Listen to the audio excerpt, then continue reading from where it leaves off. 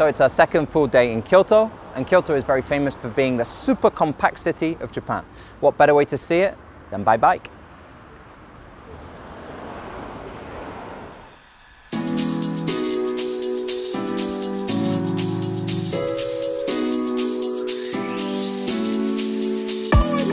The team will begin riding from Kiyomizu-dera in the south of the city, working their way north, passing through the Silver Pavilion Temple, Nijo Castle, and finally, the Golden Pavilion Temple. The Silver Pavilion Temple was built in 1482 as the retirement home of the then shogun Ashikaga Yoshimasa. After his death in 1490, the villa was converted into a Zen temple. So that is Ginkaku-ji in the background. That building you can see everybody taking a photo of is in fact not silver. Asking the people around me here today, I found out that it's not called silver because of any extravagant color. It's called silver because when you compare it to the gold, this one is a far more delicate, simple temple. Therefore, silver. The Ginkaku-ji Temple features a meticulously maintained sand garden with a massive sculpted cone named the Moon Viewing Platform. A short walk leads visitors of the temple through a moss garden which features ponds, streams, and ornamental bridges. Finally, the path climbs a hill, presenting views of the temple grounds and the city beyond. Well, walking around the Silver Temple has been a quaint experience, but out there lies the Golden Temple. Kyoto has a very good subway system, but it's also easy to navigate on bikes. The team would head to Nijo Castle on the way to their final stop, the Golden Pavilion Temple.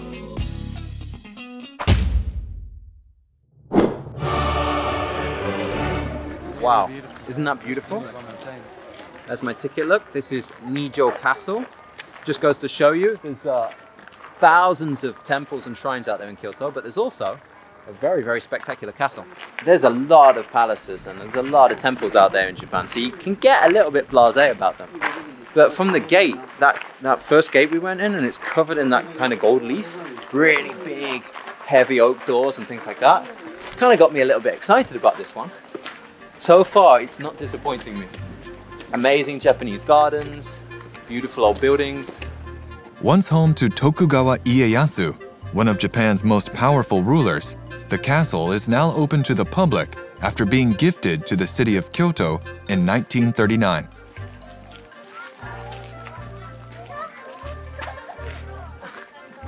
All right, king of the castle. So Nijo Castle is definitely now one of my big recommendations for Kyoto. Definitely worth stopping here.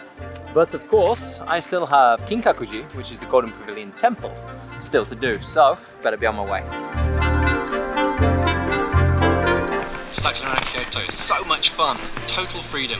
You can go anywhere you want. Ah!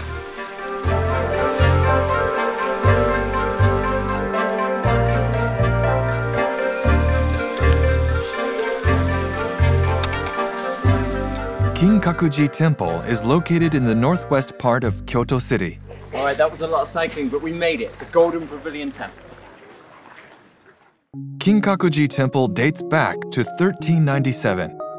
The top two floors of the building are completely covered with gold leaf. Well, it was worth all that cycling, huh? Kinkaku-ji in all its glory. And you can really understand why they call that the Golden Pavilion Temple. Obviously, that golden color. It's really just popping off. And you get this amazing reflection in the water below as well.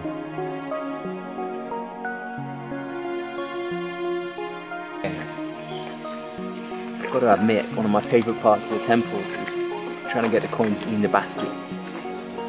500 yen. Oh, nice! Yeah! Wow, you're good.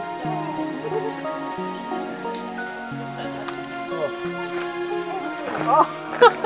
In and out. Yet again, no look for me.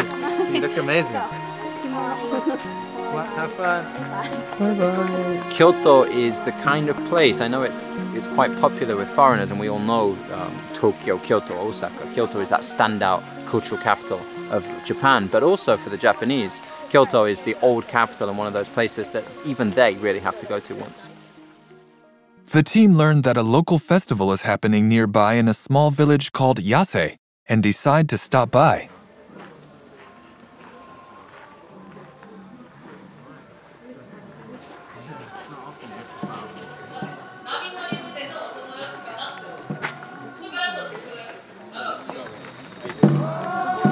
This festival is known as Shamenchi Odori Matsuri and is held every year. It features a parade of red lanterns called Kiriko Toro.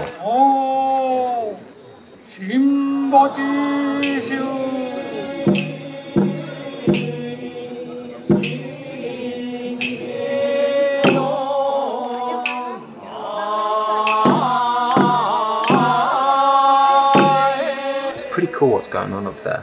It's definitely not the kind of festival you're going to find in a guidebook or that I'm even used to, where you have all of the stalls on the side of the road selling different kind of sweets and things like that. It's definitely a much more local and related to the temple kind of affair. It's all about playing out these ancient rituals and carrying these lanterns and the dance and the music. It's very, very cool, and it just feels like the perfect way to end a day in Kyoto and then you finish at this really, really local festival. It seems perfect day to me.